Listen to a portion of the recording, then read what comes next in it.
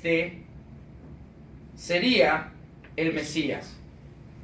Y unos dicen, bueno, pero Elizabeth y María eran primas, entonces ya se conocían y crecieron juntos. Momentito, Juan creció solo en el desierto, no solo como que no creció con padres, no, que solo él y la mamá, porque desde pequeño, como todos creían, el edicto de Herodes, que mataran a todos los niños, tanto Yeshua como Juan tuvieron que huir. Zacarías murió.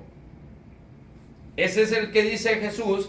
Cuando dice Jesús, dice que hay uno que muere, dice, desde la sangre del justo Abel hasta la sangre de Zacarías, el que murió entre el templo y el altar. Este es ese Zacarías. A Zacarías lo mataron porque Zacarías le fueron a preguntar dónde está ese hijo, porque todo el mundo sabía y estaba impresionado y aseguraban de que el que habría de nacer como Cristo era su hijo.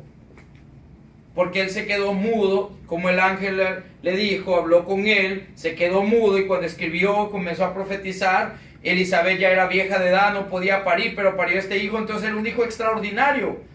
Entonces para todo el mundo, el que era el Cristo era Juan. Por eso los fariseos le preguntan, bueno, ¿eres tú el Cristo? Dinos ya de una vez, para creer o para ver qué hacemos contigo, más bien, ¿va?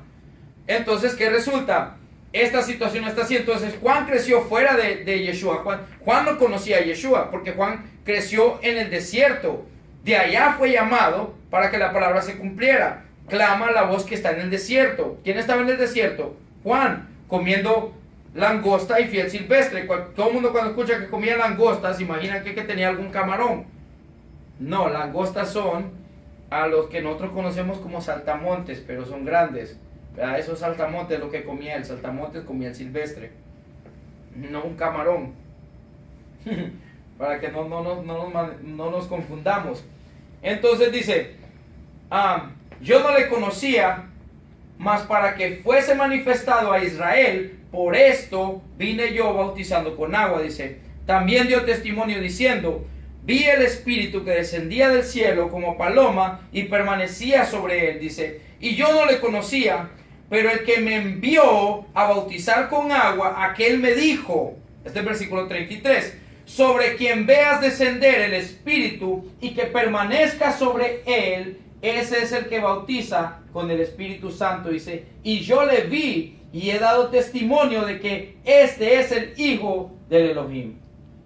Y el día siguiente otra vez, dice, estaba Juan y 2 de sus discípulos, y mirando a Jesús que andaba por ahí, le dijo, he aquí el Cordero de Dios. Entonces sí vemos cómo Juan no conocía quién era, pero al mirar que el Espíritu Santo desciende de él, sobre él, lo que el ángel le dijo a Juan en el desierto mientras él crecía, se cumplió. Entonces él dice, ok, este es el Cordero. Entonces, como sacerdote, él tenía que marcar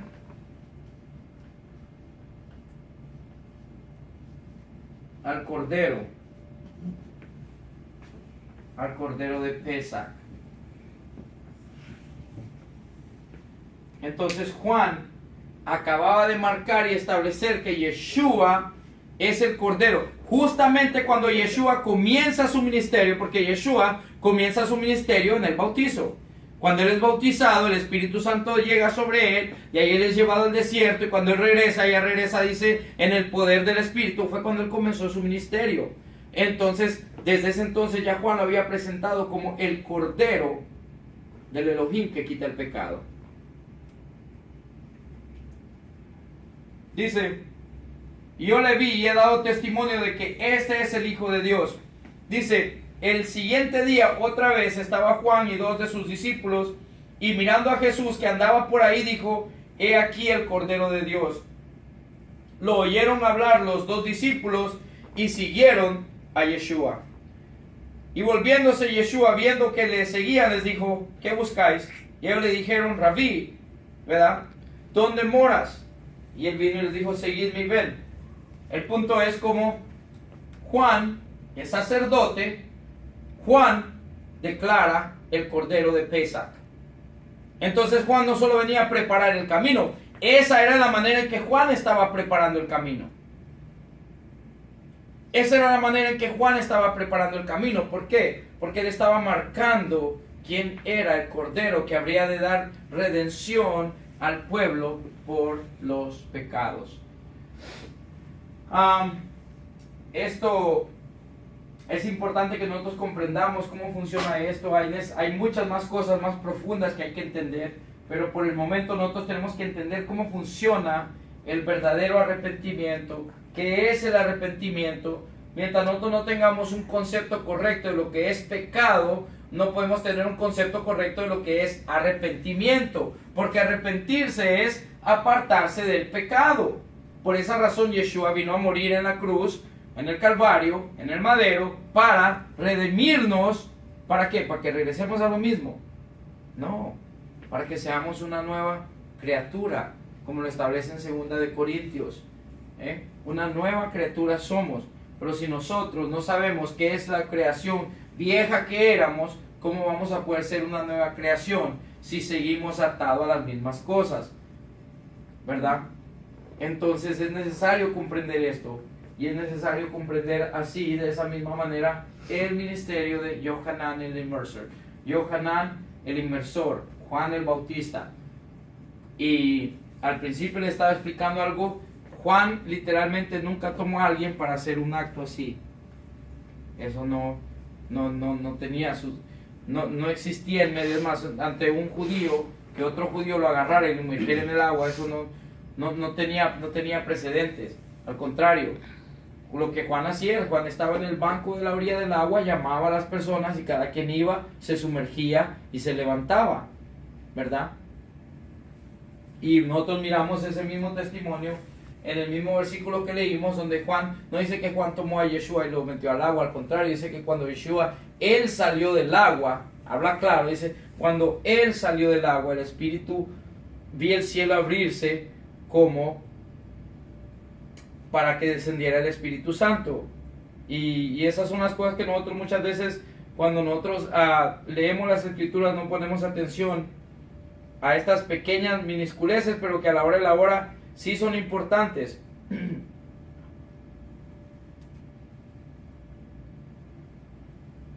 Dice el versículo 16, y Jesús, después de que fue bautizado, subió luego del agua, y he aquí los cielos fueron abiertos. No dice cuando Juan sacó a Jesús del agua, no, dice cuando él subió del agua. O sea, él se inmergió en el agua, y cuando él se levantó en señal de resurrección, el Espíritu descendió sobre él. Ahora, él no tenía por qué arrepentirse de ningún pecado, porque él no tenía ningún pecado. Por esa razón Juan le dice, hey, tú no necesitas recibir de mi bautizo. Muchas personas no entienden qué es lo que Juan realmente está diciendo cuando dice estas palabras. Lo que Juan está diciendo, tú no tienes de qué arrepentirte. Soy yo el que necesito ser bautizado en el fuego del Espíritu Santo. Pero Jesús le dice, no, esto tiene que ser así, como una obediencia. ¿Por qué? Porque es lo que la palabra declara, mikvah, que es el bautizo. Pablo tuvo que hacer mikvah, le voy a poner un ejemplo en el libro de Hechos. Hechos capítulo 21.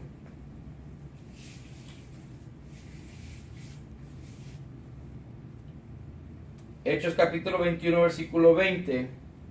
En adelante dice, cuando ellos oyeron, glorificaron a Dios y le dijeron, dice, ya ves, hermano, están hablando con Pablo, dice, cuántos millares de judíos hay que han creído y todos son celosos por la ley, ¿verdad? Este es Hechos 21, 20.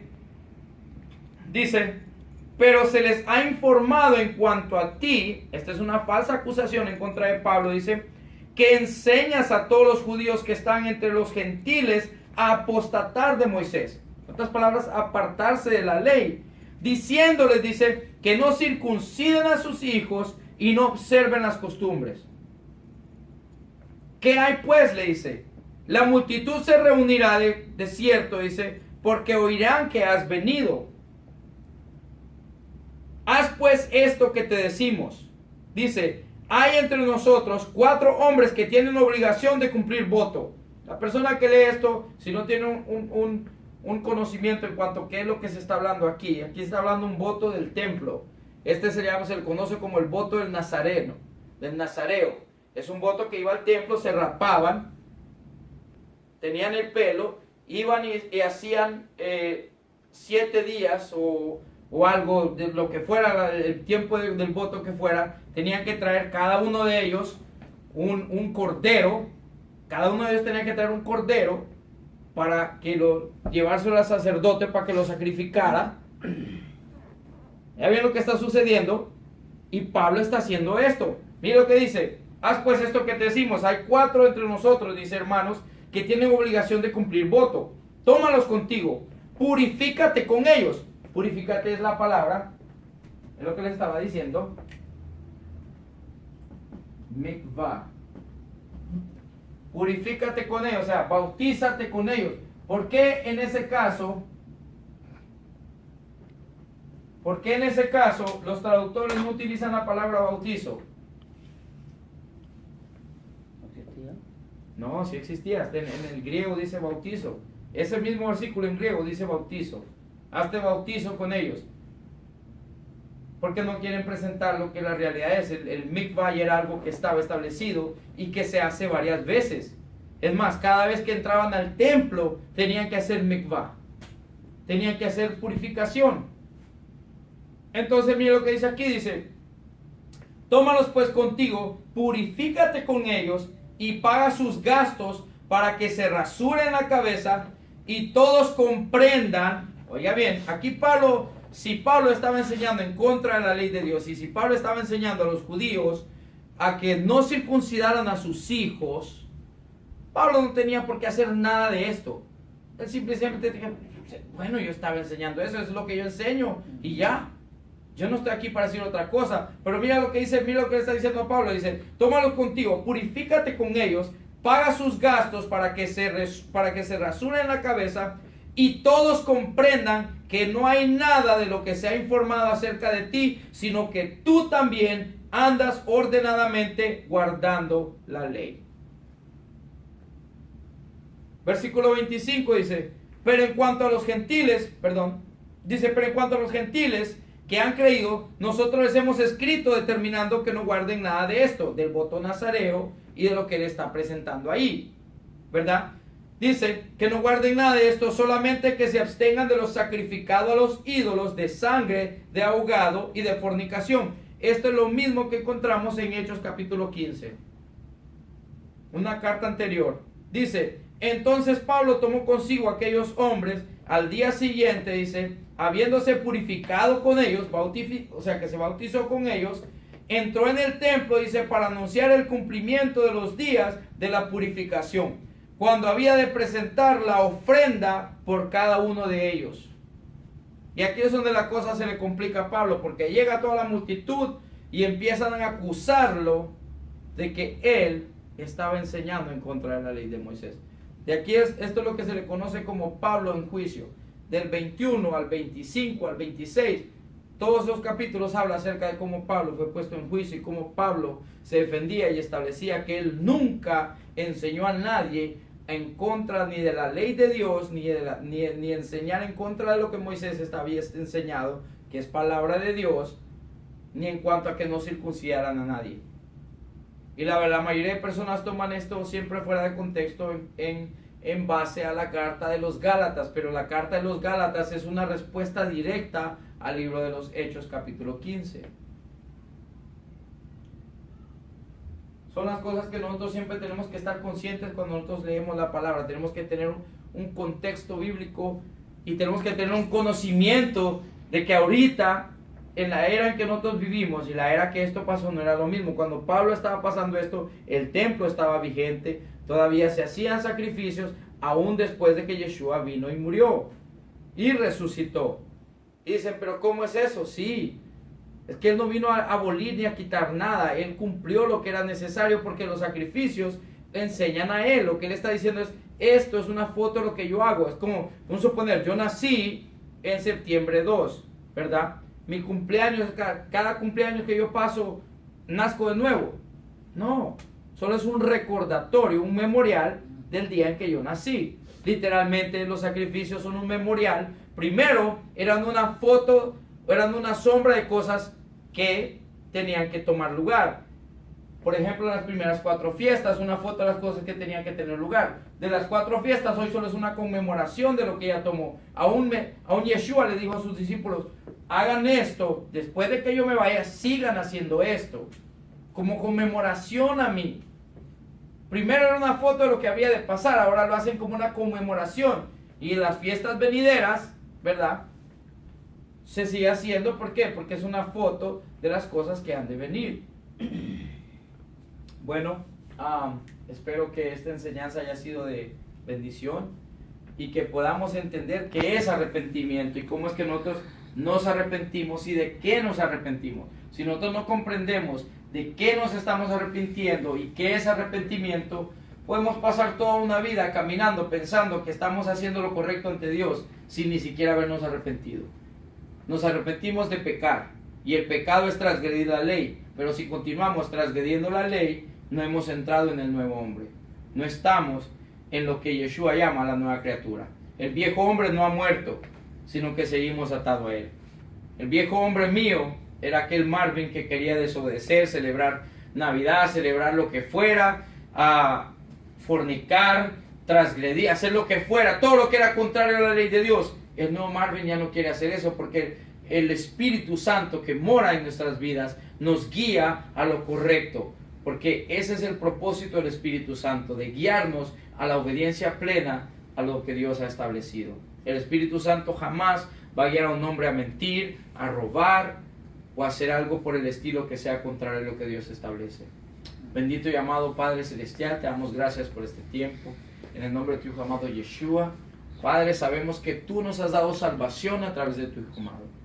Aquí no estamos cuestionando la salvación porque ya hemos recibido la redención a través del Cordero del Pesaj. Aquí estamos hablando en cuanto a la obediencia, en cuanto a cómo amarte a ti, cómo establecernos como un verdadero reino delante de ti. Tú eres el reino y nosotros somos los que caminamos en esta tierra estableciendo lo que tú has establecido como tu reino. Tu palabra es lo que gobierna nuestras vidas, es lo que tiene que gobernar nuestras vidas. Si nos regimos a las leyes de los hombres que están aquí, tanto yo viviendo en esta isla que me establezco y tengo que obedecer las leyes de este gobierno y la constitución de este gobierno, ¿por qué no me puedo apegar a la constitución celestial que es tu palabra? Yo tengo que aprender a apegarme a tu constitución, a establecerme en tu reino, a obedecer tus reglas para hacer luz al mundo, para poder establecer lo que es correcto. Gracias, Yeshua HaMashiach, por amarnos, por traer redención a nuestra vida, por establecerte en nuestros corazones. Espíritu Santo, tú eres el que nos guía, eres el que nos da la comprensión para poder caminar de acuerdo a los mandamientos. Eres el que nos da la fuerza, eres el que nos conmueve a llevarnos a esa obediencia plena. Gracias por amarnos de tal manera, Padre bendito, que nos has dado tus mandamientos. Ese es tu amor, tal y como lo estableces en Juan 15, 9 y 10. Así como el Padre me ha amado, así yo os he amado. Permanezcan en mi amor. Si guardan mis mandamientos, permanecen en mi amor. O sea que tú has establecido tu amor a través de darnos los mandamientos. Y cómo te amamos nosotros de regreso es guardando tus mandamientos, Padre. Gracias por ese amor. Gracias por hacernos una nueva creación. Padre, aquí estamos para crecer, para aprender en ti, para saber qué es lo que tú anhelas de nuestras vidas. Padre, venimos en el nombre de tu Hijo amado, Yeshua HaMashiach. Padre, bendice a tu pueblo, Padre. Establécete en cada corazón, Padre bendito, a través del Ruach HaKodesh, de tu Espíritu Santo. Baruch atah Adonai Eloheinu melech haolam, hamotzi lechem min haaretz, beshem Yeshua HaMashiach. Gracias por los alimentos que nos das, Padre amado. Bendito eres tú. Amén.